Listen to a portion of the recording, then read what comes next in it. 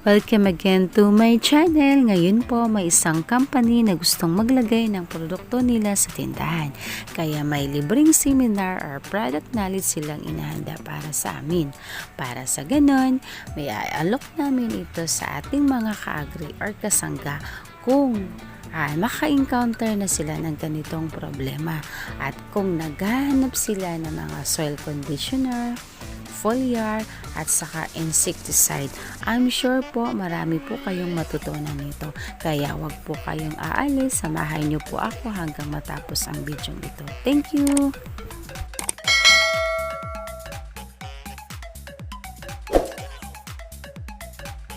Go! So, unang-una po, yung pong ating unang papakilalang produkto, ito po yung Dupos, ma'am. Dupos fertilizer na soil conditioner pa. Mostly po kasi sa mga farmer po na nagtatanong, ano raw ba yung pangtanggal asim ng lupa? Ito po yung tinatanong po nila kasi matagal na silang chemical fertilizer, humihina raw yung lupa. So which is, marami namang klase, pero ang pinaka-importante po kasi sa pagpapakondisyon ng lupa, yung calcium at magnesium, which is nasa Dupos na po siya. Yun ang kagandahan. Meron pong iba line, kaya lang wala siyang magnesium ang pagkakaalam ko. Which is, mas importante po kasi yung calcium plus magnesium, kasi isa po talaga yung nag-aayos yung maasim na lupa. Ma'am, ano? Kung magtatanong po si farmer ng ano ba pang-ayos ng maasim na lupa, nagtanong siya kung meron ba kayong calcium. Si Dupos po may calcium, 30%. Hindi, pero di ba automatic pag nagtatak ng pangasim ng lupa, sink na agad? No, ma'am. Ang hinahanap po nila is lime. Hapon. Hapog. Yun po yung number 1 nilang hinahanap. Pero yung iba kasi, sink Oo, na yung iba sing. nagpupuro sila ng sink sulfate. Pangalis po siya ng kalawa. Yung Tapos sing, sa pamumula. Tama po yun. Ano po yung asim?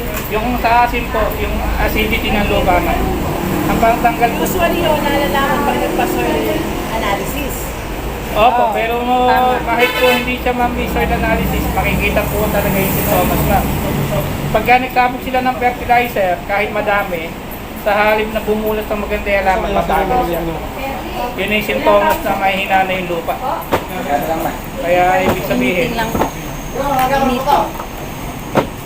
Tapos, ibig po sabihin, kulang na po siya sa calcium and magnesium ma'am, yung lupa niya. yung magnesium ba? Ano ba ang pwede sa isang tanong? Hindi, bigay mo yan. Actually po, siya po yung nag-produce nung sa dahon po ito. Sa dahon siya. Nagtatanggal siya ng macrolopsis. Condition. Halimbawa, di po ba? Parang may naninilaw, na namumula, na hindi mo siya alam kung ano na yung sintomas na tumatama sa kanya. So yun po yung nagkukulang na siya sa, kumbaga yung nutrient na pumasok sa kanya, which is yung magnesium, kaya niyang gawin po yun. At saka kakapal ba po yung dahon?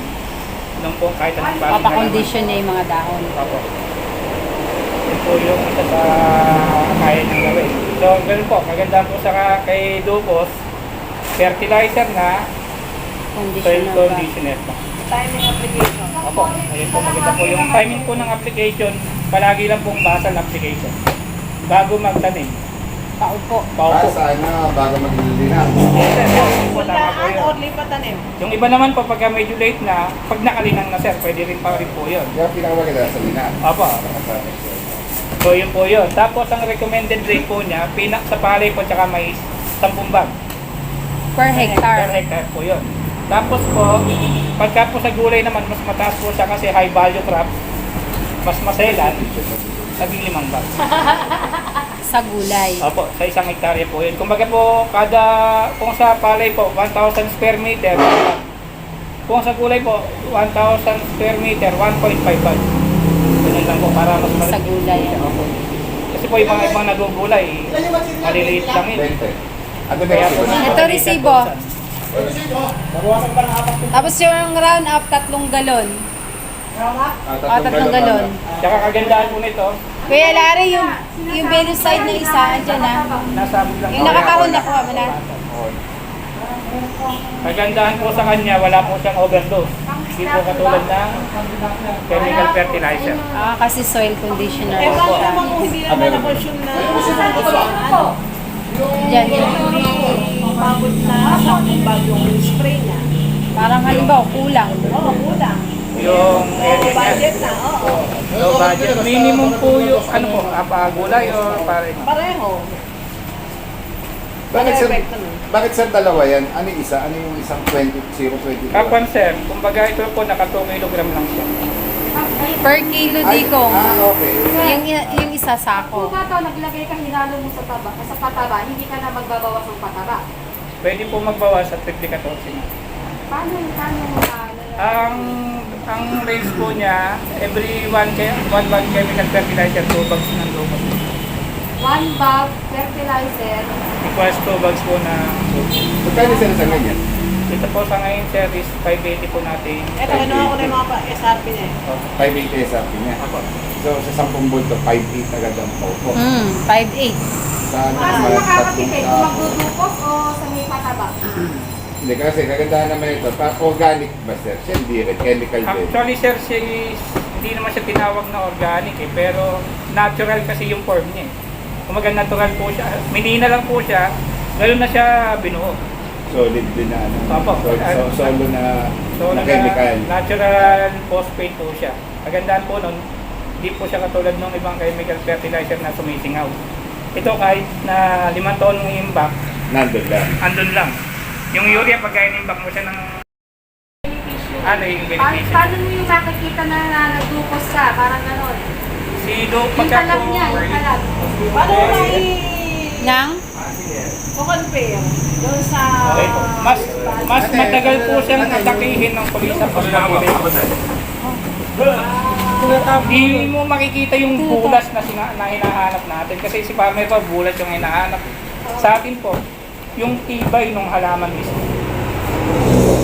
Ibig sabihin, pagka laban sa sakit, laban sa puntos. Kasi po ito, naranasan na rin namin sa Gimba ka. Nag-trial kami na to. Ang pagitan lang niya, pilapil lang. Pero yung kabila ma'am, nag-organic din yun na yung nabibili sa atin. Parang kino-compare niyo. Opo. Kami may grupo siya, may organic na nabibili sa mga pan. Natake pa rin po siya ng umpok o yung hanip. Kasi Eric, pala yung buto mo, Ganun po siya. Pero yung po sa amin, hindi siya inatake kasi mataas po yung calcium content ng buko. Di ba may alam mo? Lumalakas po yung Halos mga resistensya niya. Kaya yung cell wall niya matitibay. Ibig sabihin, kung ito po yung dalat ng halaman, nakapal po siya. Hindi siya agad-agad na. So, ganun po yung karakteristik ng Ay, ano pa, sir, yan? tibay. Hindi pa po sir yan. Hindi sir, yung natuyo lang sir. So sa isang ano sir, Pag binibilad sa araw sir, sumasabog eh.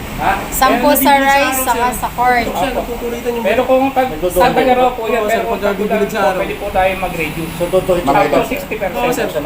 Pag Oo, tag-araw. sir, kaso nga lang, pupulo din yung 6 isa bags, sir. 6 bags lang. Apo, yun po yung... Pag-ulan. Apas Nakinig. Wet season yan, no? Apo, wait season na. Ulit po ngayon lang. Wet season. Bali 6 bucks lang Ayun per po. hectare. Per hectare. Ta, dito ka bro. Eh, Ricky Seminar, yung Dr. Ricardo, kung may matuto natin benta. Dito ka. Okay po. Mayroon po kayong question na sa Dopos po. Basta po ang timing po niya, basal application. Tapos recommended rate pagkakagaraw, corn tsaka rice 10. Nakakatulong din ba sir sa pagluwag ng pagbunot ng pundaya kasasaling? Ay, si Jessie. One sir eh, medyo mahaba yung ugat. Happy Mahaba na yung ugat, baka... So kaya kailangan pag yung na-transfer to bago palang tanim na ano na. Opo, doon po dapat. Kasi kung sa punla natin,